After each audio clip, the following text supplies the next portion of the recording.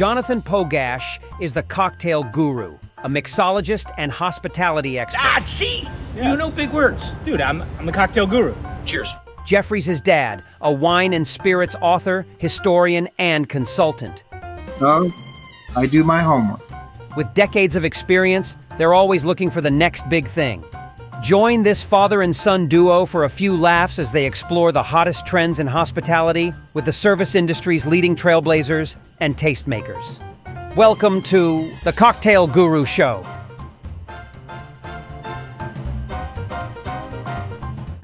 We've got a terrific episode today of the Cocktail Guru podcast. Dad, off camera, we were talking about how young we feel. Yes. And I was very shocked. I was really shocked, Dad, that you say, you're 3/4 of a century years old, right? Yes. Very close to it. Yes. And both physically and somewhat mentally, you feel much, much younger than that. I do. For most of my life, most of my adult life, I have felt like I was at the oldest 25. At the oldest. Wow. That's shocking. I mean, after turning 40, there are some physical aspects, especially, that I feel like have kind of... Well, that's what they say. But I must tell you, I don't think that I really felt that. You know, when I hit 40, I was started to worry a little bit, but physically I felt really good. I was still running at the age of 40. I stopped shortly thereafter and started walking instead of running. Yeah. But I was doing a lot of exercising up until then. For like 25, 28 years, I was running on a regular basis. So that helps. And I think that's what's helping me now. Okay. It's those years of running. And today I walk. Yes. The last few years I've decided to walk instead of run. And I do that every day. For those listening and watching who want to join you, you walk at the Livingston Mall or the Short Hills Mall in New Jersey. Inside, you're walking laps around the mall. Is that not right? That's right. The Short Hills Mall. Come and join me. We'll have our own little. That would be amazing if little yoga session. Yoga or meditation session. Yoga and meditation. Okay. Well, I want to bring our next guest into this conversation because I think it is apropos. Well, it is because this is a healthy lifestyle. Yes. And this leads right in to our next guest, who is also desirous of leading a healthy lifestyle. He was a bartender, is a bartender, a mixologist, and someone who spent a good deal of time imbibing in cocktails and spirits. And then am I giving too much away, John? In 2015, he decided to lay low on the spirits and started focusing on mocktails and low alcohol, no alcohol beverages. Yeah, I want to bring him on so that he can talk about that and he can kind of go through. So Chris Cardone, welcome to the Cocktail Guru Show. Thanks, guys. Very appreciated to be here. It's been a long time. It's been a long time coming, as quoted by Taylor Swift.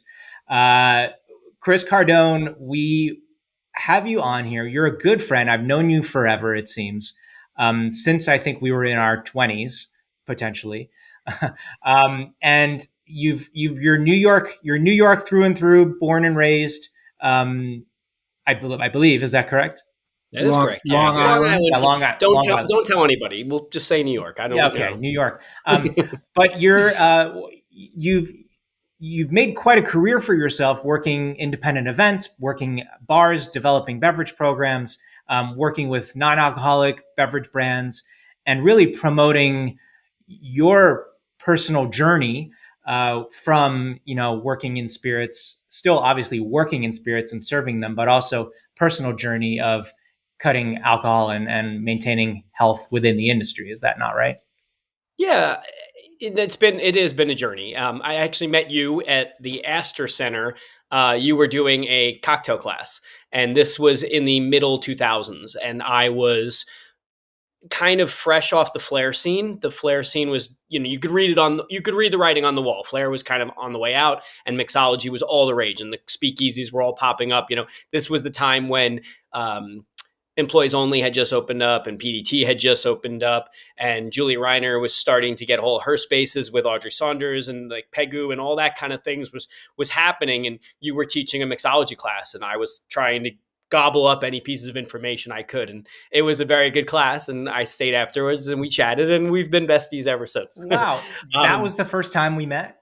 Yeah. Yeah. Oh my gosh. Yeah.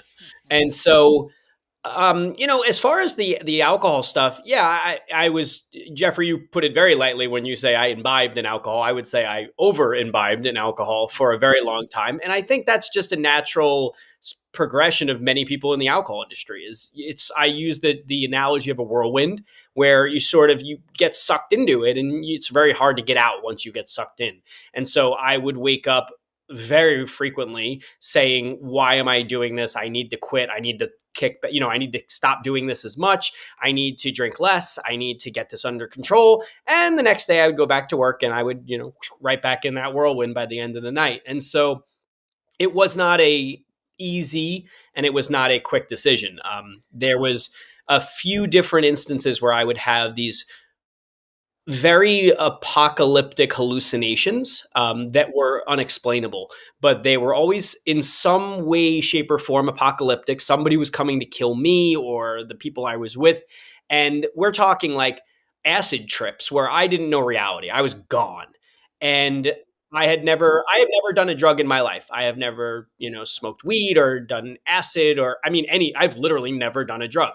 I've only drank alcohol. That was always my sort of vice ever since I was 16, 17 years old.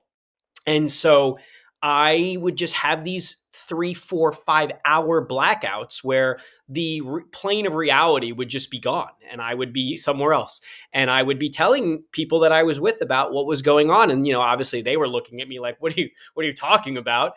And I always had an excuse every time it happened.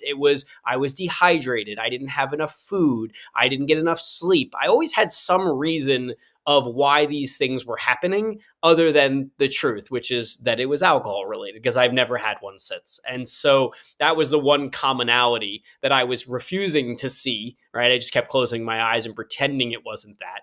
And so in 2015 on Memorial Day weekend, I had worked, I was working at a bar out on the east end of Long Island, kind of moonlighting there Friday, Saturday, Sunday.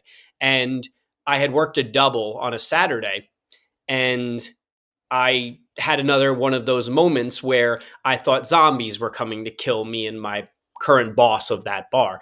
And she was so freaked out by this that she was convinced I was on other drugs. And so the next day when I woke up having no recollection of this moment at all, I called her and I said, what happened? And so everything I can tell you about that is all secondhand. But she basically said, like, I'm not comfortable working around you. I don't believe you that you weren't on drugs. And it was the first time ever that alcohol had a negative impact on me on a industry way, or like in a professional way, where all of a sudden I had this sort of rock bottom moment where I said, oh my God, I just got fired from a part-time weekend job during the summer out on the end of Long Island. And I had never been fired from any job I have ever worked. And so it was a real moment where I said, I need to take a break.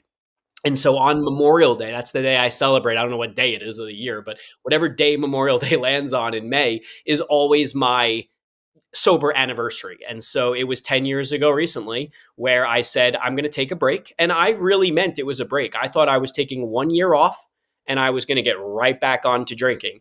And I got to maybe about 7 months or 8 months. And I was working at the time in Tribeca, and a server that I had worked with, his name was Sean, and he was also sober. He, I would chat with him here and there about it, what was going on, and, with the experience of not drinking and things like that. And during service one night, he came up to me and said, what happens in a couple months when your year is up? Are you just going to go back to being a wild man again and going out all night and, drinking and being the life of the party? And without hesitation, I just said to him, no, I'm never drinking again. And I think I didn't realize it when it came out what I had just said. And I remember sort of feeling like, wait, what did I just say? Like, put them back in my mouth. And I did. I just meant it. I just said, I'm never drinking again, because I had gotten to a point but even in that first 7 months, realizing how much my life had improved in that small amount of time. And now 10 years later, I can't even imagine. Every single aspect of my life has improved vastly to the point where I will never go back. Well, congratulations for Thank you. that, Chris. That's wonderful. And that was only, that blackout in 2015 was only after 2 beers and a shot. That is correct. Yeah, that's the other thing. When there were other times where I was drinking much heavier, and so there was, again, always an excuse. There was always some other reason why it wasn't alcohol that was doing it. But that was sort of the one that the light bulb went off. I was like, wait a minute, there's something going on, and I've never really tried to go further into the research of it and talk to a doctor about anything like that. But I'm assuming there's some sort of chemical allergy or some kind of reaction that happens very rarely. And again, there was no rhyme or reason to it. It wasn't a time of day. It wasn't a place. It wasn't a specific alcohol. It was just random over the years. And I had 4 of them probably over the course of a decade. But number 4 was the sort of the lights out one for me. Wow. And just to take a couple of steps back, what got you into the industry? What was your schooling like, and then living in the city, and then getting into Flair? What kind of happened within your life and your career? I was in my junior year of college, and I was staying in an apartment in Bloomsburg, Pennsylvania. That's where I went to college, Bloomsburg University. And I was studying marketing and advertising, not really knowing exactly what I wanted to do, but I liked the idea of creating stories or in some way advertising, PR, marketing. I just liked that aspect of the idea of trying to get people to either buy something or tell a story about something to create a buzz. There was just something about that I was always very interested in. And so I had a night where I was kind of bored. I was by myself. I didn't want to go out. And I went to the video store. And now you two know what a video store was, but anyone who's not listening to this who doesn't know what a video store was, go on Google or ask your grandfather about video stores. They did exist before Netflix. Look up Blockbuster. I think there's one Blockbuster video left in the US. Right. And so I went to the store and I was looking through the shelves, and Cocktail was on the shelf. And I was always a Tom Cruise fan growing up in the 80s. Top Gun was a sort of a moment for me in the movie theater as an 8 or 9-year-old, where I was like, oh my God. And so there was always a, sort of a appreciation for his movies. This was before Tom Cruise went a little off the wagon. And I saw Cocktail. I had never seen it. So I was like, oh, I'll rent that, not thinking anything of it. And I watched it, and I remember being absolutely mesmerized by the performance of Brian Brown, who is Tom Cruise's mentor in the movie, right? The Coughlin, the all-knowing bartender guy. Yeah. And I remember watching it being like, I want to be that guy, right? Like he's so cool. And what's really interesting about that movie is that he's really not, right? He's really sort of, you go back and you watch it as an adult and not a 20-year-old, and you see there's a lot of cracks in the armor there for him, right? Like there's a lot of BS and a lot of some he's got some serious issues. But when you're 20 and you're watching it and you're seeing this guy who sort of gets all the girls, he's the star of the show, he's got money being thrown at him, he's a jet set bartender where he's kind of knows everybody in New York, but then he goes down to the Caribbean and he's bigger than life there, and then he gets a yacht. And I remember thinking, I want to be this guy. And so I got home from between my junior and senior year of college and looked up, I guess it was in the newspaper, I don't remember, but I looked up for bartending schools because I didn't know anything other than what I like to drink and probably, how much water to put in the bottle of Jack so that my dad wouldn't notice that I snuck some at home. But I didn't know anything about bartending. And so I went to bartending school, and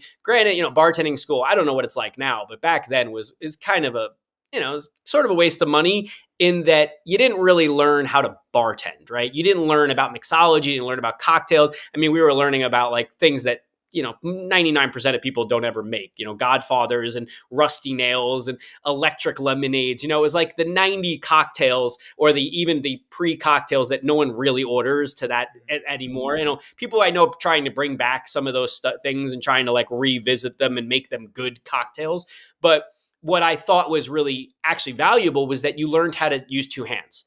And I think there's so many bartenders today who still don't know how to do that, right? They don't know how to bartend with both of their hands. Most people today, when they never learn how to free pour.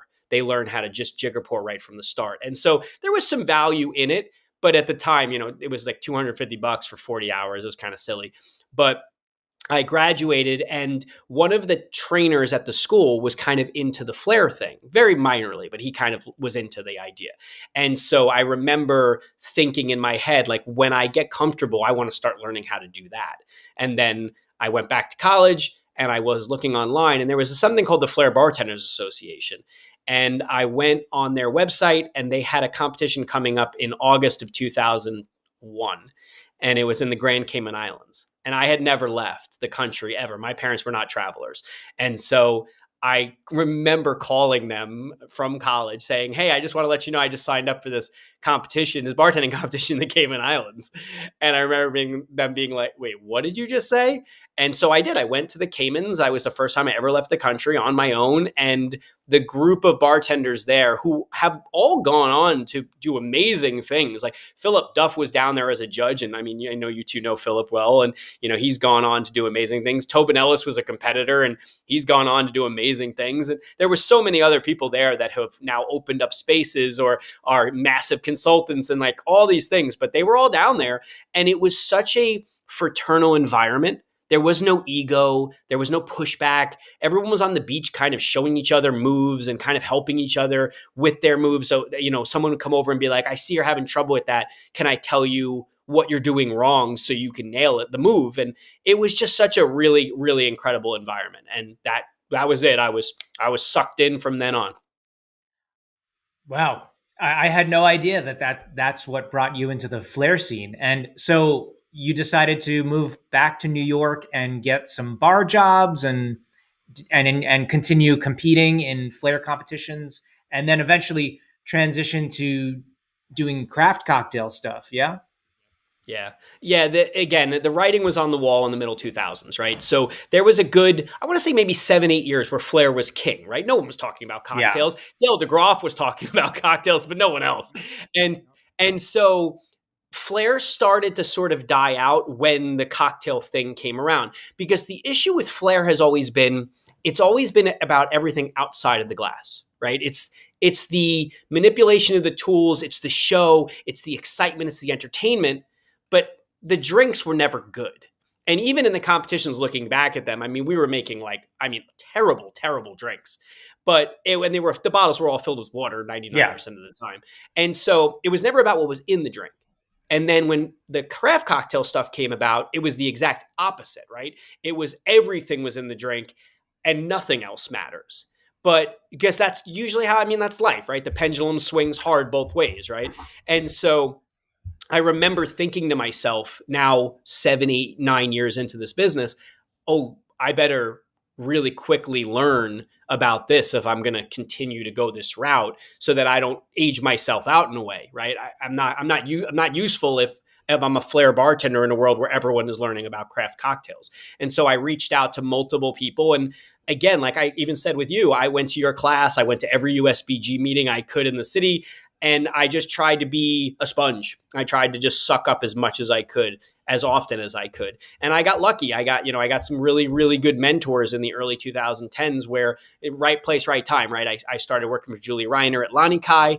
I became close friends with Dushan Zarek at Employees Only, and he became a mentor of mine. And then I had Tobin Ellis, this was pre-Perlick, right? He was kind of doing his just mixology stuff in Vegas. And so I would email him and he would send me these novels of emails trying to help. And then Jason Luttrell and Pam Wisnitzer. And we can go all day with this, but it was just right place, right time. Everyone was just very focused and excited, and there was a really good energy floating around. And so that was, Flair just kind of died out.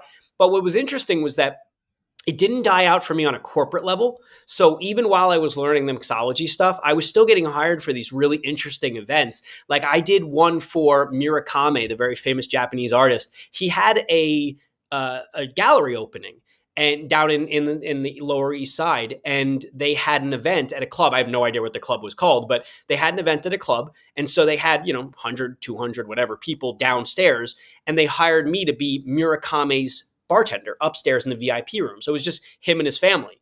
But I'm flipping around bottles and he's coming over and having his translator say like, "Oh my God, this is amazing. It's so cool to see a different kind of art." And so that was a really cool event. And then AT&T had hired me to work a David Blaine event. And so here I'm as far from, David Blaine as, literally 5 feet from him doing his act, and I'm flipping bottles around bartending. And so there was this really cool moment in the middle where I was learning mixology and like completely like a horse with blinders focused on that. And then all of a sudden I would get hired to do these Flair events that were just like, oh my God, this is so amazing, because there was so much to it. We're going to take a quick break and we'll be right back. At the Cocktail Guru, it's all about the experience. We want our clients to taste and feel the aroma, the temperature, the flavor, to make memories when they try our cocktails. The Cocktail Guru was born in 2006 when there was a need for high-quality cocktails, bartender training, and expertly crafted drinks for special events. Then the Guru team moved to Massachusetts and expanded nationally. We even provide cocktail demonstrations on morning television institutions like The Today Show. Consider the Guru team for all of your events. Corporate clients enjoy our entertaining team-building exercises. Bachelorette mixology classes are fun for everyone. We can craft a signature cocktail bar for any occasion. Plus, the Guru team can design cost-effective beverage programs with staff training for any bar or restaurant. And be sure to join us for the Cocktail Guru podcast, where we regularly interview some of the hospitality industry's best. So why not consider the Cocktail Guru for your next project? Cheers. All right, Chris. So I'd like to talk about something called functional flair, which the term might have been floated around in people's ethoses here and there. But to me, that's kind of incorporating some aspects of flair, but also paying attention to what goes into the glass, sort of the combination of craft cocktail making, but also, flipping a bottle here and there, or twirling a spoon, or jiggering with multiple fingers, that kind of thing. Is that correct? Yeah. It's really interesting because we were a little bit ahead of our time in the middle 2000s. We started having a separate section of Flair in the Flair comps. So the Flair comps, the best one that there was, like the pinnacle of Flair bartending competitions, was one run by a guy named Ken Hall, who's in Vegas still working out there as a bartender. And Ken created a competition called Legends of Bartending, and he did a speed round. He did a Flair round where it was, again, bottles in the air being juggled, all crazy stuff. And then another one called the Working Flair round. And the Working Flair round was where you were sort of just starting to do like the mixology stuff, where you were making sort of like real cocktails, but you were also doing it in a very small amount of time. So you had to make, let's say, 5 drinks in 3 minutes and still flaring. So all of a sudden you weren't juggling bottles. It was this quick manipulations of every tool you touched and still focusing on your pours and your cuts. And it was really, really, again, it was ahead of its time at that time. But I remember being really interested in that particular part of the competition. That was the one that I was like, whoa, this is really, really cool, because it was so different. And then I vividly have a memory of meeting Gaz Reagan. It was Gaz lived upstate. And so one time I was heading over toward his area. And I mean, you two know Gaz and the person he was. I reached out to him and I said, hey, I don't know if we've ever met, but I've been to a bunch of your seminars and things, and I'm going to be in your neck of the woods. I don't know if you're free for a cup of coffee. I'd love to, chat with you. And he wrote back and was like, absolutely. Meet me at this coffee house at this time. And I made myself available. I was going hiking for the day by myself just to get out of the city vibe. And we sat down and we were kind of just chatting. And, he's like, tell me about yourself. Who are you? And where do you come from? And what do you do? And I told him about Flair, and I didn't realize that he was such a fan of it. And he and I were talking, and he said, Flair has this weird cocktail Las Vegas juggling feel to it, right? On the outside, that's how people vision it. But really, when you get down and you really again, horse with blinders, focus on what bartenders do, most of us flair while we work. Everyone has a different shake. You could argue that's Flair. Everyone manipulates their bar spoons. Like, you think about when there was a moment in time where everyone was doing 4 spoons, 4 glasses at the same time, stirring 4 drinks. That's Flair. Yeah. And, as, RIP Gaz, but using a finger in your Negroni was sort of his flair bartending, right? And so Yes. there is a lot of that happens even now when you look at how bartenders flair. You see bartenders who are craftsmen, and I think about when you go, like, Sip and Guzzle is relatively a new bar, and when you go downstairs and you watch him bartend down there and the way he pours, like, just sitting at the bar watching him like this recently for myself, just kind of being amazed by his flair bartending. And he would probably never call it that, but every manipulation, the cut of the shaker tin when you're straining out of a Hawthorne, and that snap that you make. You could argue when you go to London and you have these guys are, pouring their martinis way, way, way up high, and they're, zesting citrus through the straight. That's flair. It's not, Japan again, it's not. Japan. Yes. I mean, you go to Asia. To me, the early 2010s, when YouTube was starting to get big, I would look up videos of Japanese bartenders, and you would see them, and they're twirling this, and they're carving the spoon, and just their movements and the way that they hold themselves is a type of flair, really. It is. And again, it's not the textbook flair bartending definition, but it's what flair will become, because no one's ever going to come back. I mean, I don't think, where everyone's juggling 4 bottles. Las Vegas works because you go to Vegas to relax, right? You're on vacation, and their job is to get you drunk, because if you're drunk, you make bad bets. Right? They're not, Yeah. The bartending is not where the money is made in Las Vegas. It's on your bets. That's where you make money in Las Vegas. So it works there because I can sit back in my chair and have a drink and watch a show because I'm in Vegas. Like, that all jives together. It makes sense.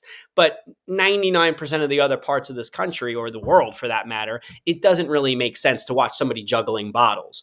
But like you were saying, when you're carving ice or you're manipulating your tools, it shows a level of craftsman that you can tell real fast, whoa, that girl or guy really knows how to bartend, and they're a master of their craft, versus other people who are just, head down bartending.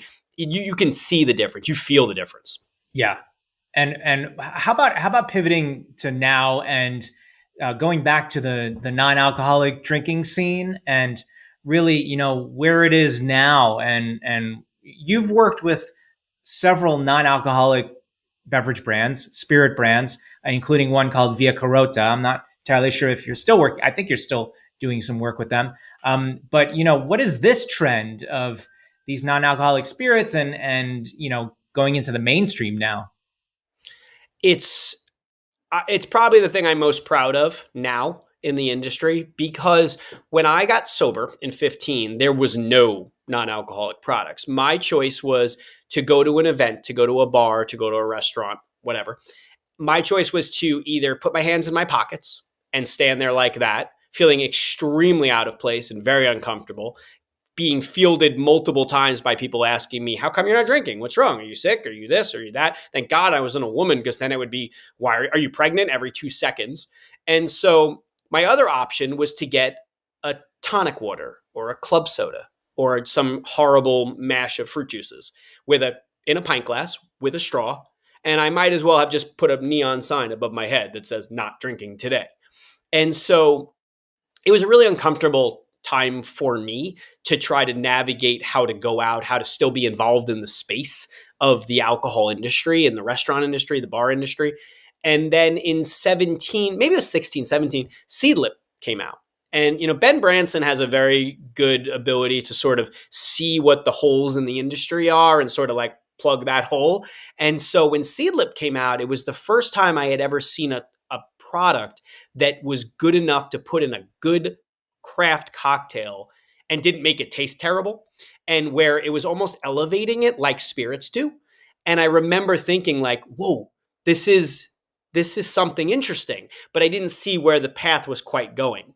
And so when I won World Class in 17, I had a platform that I felt like I wanted to use for sort of like, we'll say the greater good of the industry. And I thought, because I was 2 years sober and I was sort of navigating the space, and it's kind of like veganism, where you feel like you figured it all out and you want to shout from the mountaintops and tell everybody you figured it out and how you can better the world from this way.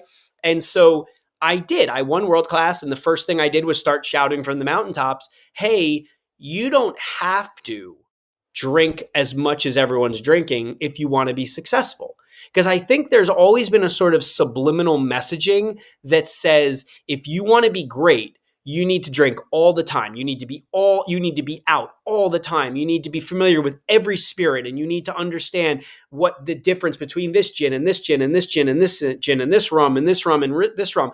And no one ever says, make sure you're not drinking too much as you're tasting. Make sure you're spitting everything. Everyone just makes it sort of a party, right? Like there's that whole, well, I'm tasting to learn, but I'm not just tasting it. I'm drinking a full strength cocktail. And so I said, publicly, we don't have to be doing this. I'm not drinking anymore, and I just won the biggest bartending competition in the country as a sober bartender. And I thought I was doing a good thing, but I got so much pushback and so many texts and so many emails and so many private messages that said basically, to sum it up, like shut up. We don't want to hear it. Get off your soapbox, get off your high horse, whatever you want to call it. I don't care. If you want to be sober, great. Shut up. Let us do the rest of it. And I did. I shut up. And I said, all right, maybe this isn't the right thing. Maybe I am, sort of giving the wrong messaging or doing the wrong thing. And so I did. I quieted down and I didn't say another word for a long time. And over the years, from let's say 17 to 23, I would get so many messages online, Facebook and Instagram, from people that I'd never met saying, hey, I'm in the alcohol industry for this many years and I'm really struggling. I'm drinking too much. I'm blacking out. I just got fired. I know you're sober. I know you've gone through this. Can you help me? And so I was sort of like a weird impromptu sponsor, but it was always private. I didn't tell anybody about anything. And I would just sort of have these very casual conversations with bartenders around the country about my experience and what they're going through, and hopefully giving them some advice that I hope helped. And I just kept it private. And then in 23, it was like this weird explosion of non-alcs that just came out all at the same time, it felt like, where Liars popped up and Ritual popped up, and you have Athletic Brewing, and you have all these great non-alcoholic beers, and like Prima Pave and French Bloom came out, and you have non-alcoholic sparkling wine. And all of a sudden I'm like, holy shit, like there's so much good stuff out here. And a sort of a moment of clarity where I said, I'm going to try it again. I want to sort of be public about this again, and maybe it's a different space. And I was 100% right. Not right all the time, but I was 100% right about this. And this was a completely different experience. The amount of people that have reached out to me and told me that they love what I'm doing and they want me to do it more, and companies hiring me to go speak about at BCB and Seattle Cocktail Week, and just get the message out, like keep talking about this because we need people talking. And one of the weird things that I did not anticipate was how many people have reached out to me and said, it's unique because you're male. I didn't see that coming, but they said there's so much more female presence online publicly about sobriety than there is a male talking about it. That sort of macho, you can't talk about your feelings thing. And so people have reached out to me, brands have reached out to me and said, keep doing this. We need males doing this too. And so I didn't anticipate that, but it's been a really, really inspiring time for me, where all of a sudden I'm like watching sort of a change. And you two will know what I'm talking about because you were both there for it as well. I remember the change happening when Julie Reiner and Dale and Audrey and the rest of those really early adapters started saying, no, we use jiggers for a reason. We use fresh lime juice for a reason. We do all these things for a reason. And I'm getting goosebumps when I'm talking about it. And I remember seeing that wave change where it was weird to watch somebody jigger fresh lime juice in a bar back in 2003. Now it's weird not to see them jiggering fresh lime juice in a bar, right? You go to a bar and they're not jiggering and they're not using fresh juice. You're like, whoa, like you're way behind, buddy. And so I watched the tidal wave happen. I feel like we're watching it again. And it's not, right now we're watching the crest of it. I think it'll calm down and it won't be all in your face like it is right now. And we'll find sort of a balance. But I am really optimistic that over the next, let's say 5-10 years, it'll become commonplace for bars to have as good of a non-alcoholic program as the intentional alcoholic program. Yeah, that was going to be my next point. You're very much in the forefront of, for lack of a better term, promoting the craft of the mocktail. In other words, just like craft of the cocktail, using the finest ingredients that you can find to make a drink that's just as exciting and just as sophisticated as any cocktail, even though there's no alcohol being used. Right. And I think the overall pushback from people is that there's two. One is they don't understand the price. Why would I pay $20 for a non-alcoholic cocktail? Because there's no alcohol in it. And so the thought is from the general public is it's flavored water. And I think it's incumbent upon the brands. And again, I'll bring you two back into the fold of this, is we were all there for it. There was a moment in time where brands were really spending money on education. They were talking about why Sapphire is so different than other gins because of all of the botanicals they're using. There were tequilas that were spending a lot of money talking about agave and why Blue Weber is the one that they have to use and where you have to get it from and how it changes based on where you are and terroir. And then you had a lot of money going into Scotch and them talking about all the different territories of Scotland. There was so much money being thrown into education. That money has dried up. Right? The corporations that own all these brands don't see an ROI in educating bartenders like they did 20 years ago. And so I think it's incumbent upon the brands to say, the brands that are non-alcoholic, to say, we need to start dumping money into educating people, because at the end of the day, I think we all would agree that bartenders are sort of the gatekeepers in the industry. So if bartenders understand how non-alcoholics are made, instead of pretending like it's some weird secret, like, oh, this is our secret formula we can't share with you. I hate that aspect of making things that people are ingesting. It's just a weird message. So if they spend money and they start educating the bartenders can start educating the public. And now everyone understands it's not flavored water. The other part of it is there a value? And this is something I guess we could discuss, but is there a value for a cocktail that doesn't get you drunk? And my argument is yes, because I don't think you have to get drunk to drink a good drink. And if the drink is made, like you said, the craft of a non-alcoholic cocktail needs to have the same attention and intention as a cocktail. What are you having that cocktail for, right? What flavors are you trying to use to take someone on a journey? Are you trying to enhance your meal? Are you at a bar to spend time with people you care about, that you love, that you want to connect with? And you don't want to stand there like I did with your hands in your pockets. You want to have the same experience as everyone else. I want to be able to cheers with my friends. I want to be able to have a cocktail with say, man, that's really good. The alcohol portion is separate. I don't need that to enjoy myself. Yeah. So I'm not going to a bar saying, oh, I'm going to order a non-alcoholic cocktail because I want to save $5. Like, that has nothing to do with the decision. And the truth is, and one of the things that I've been fascinated with all the research that's been going on, is that the majority of people that are ordering non-alcoholic cocktails still drink alcohol. They just don't want to have alcohol then, whether it's that night or in that hour. Yeah. And I love that whole zebra striping. Go ahead, Jonathan. I'm sorry. Yeah. No, I was just going to say, I have two questions that I want to get out very quickly before we wrap up, because we just have a minute or two left. So these are kind of two quick fire questions. Number one, do you taste your cocktails, spirits, and spit? Yes. Yeah, I still do, because for me, it was never the alcohol on a scientific evaluation of a cocktail that gave me trouble. It was the social aspect that always got me in trouble. So when I taste my cocktails, I spit every single time, and I'm very, very locked in scientifically for evaluating, whether it's for world class or my own menu. I'm not in an enjoyment moment. I'm not thinking of this, wow, this is fun, I'm having such a good time. I am like a scientist really evaluating the balance of the drink, and then I'm done. Okay. And number two, that you probably answered it in the response that you just had, which you've probably gotten this comment before from a guest, how can you be a sober bartender and make me cocktails?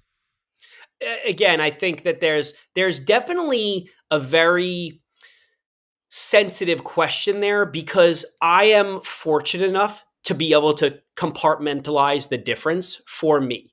I was very scared that when I quit drinking, I would have to leave the industry that is now my career that I love more than anything. And I had to make it work for me. So there are other bartenders that I know who are sober who will not taste, will not spit, will not do any of it because they know they can't. So every and there's no one size fits all here. Every peg is different for their hole. But for me, I don't need to drink cocktails to understand how to evaluate flavor. And so if I can evaluate the balance of strong, weak, sour, and sweet, and I can understand how a classic cocktail can be twisted, I can evaluate it with a sip or two and move on and not drink for the fun of it. Cool. Well, Good. also, after your many years of experience of actually tasting and drinking certain products, you know the composition, you know the style of pretty much each and every beverage that's out there. 100%. Making it easier for you to create a cocktail based on your memory. And I would argue my palate has improved since I quit drinking, because now when I'm tasting a cocktail, it's so rare that I'm, like I said, locked in. Yeah, you're more focused. I've had even judges at World Class be like, how did you get that flavor note? And it's because I'm not drinking all the time anymore. Okay, so to wrap up, in conclusion, where can people find you online or in person? So I opened a business called Continuous Beverage Solutions. It's basically a consulting company, but I also do a lot of corporate events. So that's one aspect. And I'm excited to tell you. So I have some very exciting news that I'm literally releasing publicly in this week. And that is that I am moving on from my current employer. I've been working for Isodi in the West Village for 10 years. I love it. There was nothing wrong with it. It was a great spot. It was a great opportunity to learn and grow. And I will always hold that place deeply in my heart. But I am going to be moving on to a new spot called 18 Bay. I'm going to be running the front of house in the beverage program. It's out on the east end of Long Island on the North Fork in Jamesport. It's going to be a 4-course tasting menu experience based on seasonality. And I'm partnering with a couple incredible chefs, and I'm named Adam and Elizabeth, and they've had their restaurant out there for a long time. And I'm kind of joining with them to hopefully increase the beverage aspect to be level with their food program. Hey, so I'm really will this restaurant be open all year round? Yes. Yeah. We're going to be open all year. We will probably go seasonal days during January and February and March. So we'll probably be open Wednesday through Sunday instead of Monday and Tuesday. But yeah, it'll be a year-round restaurant. Well, that's amazing. And I can't wait to go out there. We love the North Fork. And hopefully you can save a space for my dad and I to come and do some kind of a bar night. I think that would be perfect. Chris Cardone, thankful to have you. We could keep talking, but alas, our time has concluded. So thanks so much, Chris Cardone. Thank you, guys. It's been a pleasure. Thank you, Chris. Great seeing you. Now open, Barrel Room Chronicles online whiskey shop, where every bottle tells a story. Solange Va. Like Richard Patterson's Timeless Scotch at the Dalmore, Rachel Berry's Elegant Malts from the Glendronach, Glenrioch, and Glenglassa, or the bold Nevada bourbon of Ashley and Colby Frey. From Hemingway Rye's Call Family Legacy to Bernard Walsh's Poetic Irish Whiskey and the Scully family's Coastal Clonakilty, these aren't just spirits, they're stories, and they pour neat. BRC Whiskey Shop, the drams we talk about, now delivered. That's a wrap. If you enjoy what we do, please rate, review, and subscribe to the show and our newsletter. To watch or listen to today's episode or to see the show notes, visit thecocktailgurushow.com. You can also follow us on Facebook, YouTube, X, Instagram, or TikTok. The Cocktail Guru Show is produced by First Reel Entertainment and is available via YouTube, Spotify, Zencaster, Apple, Amazon, EatsDrinksTV.com, Galaxy Global on Comcast, and wherever you enjoy your favorite shows.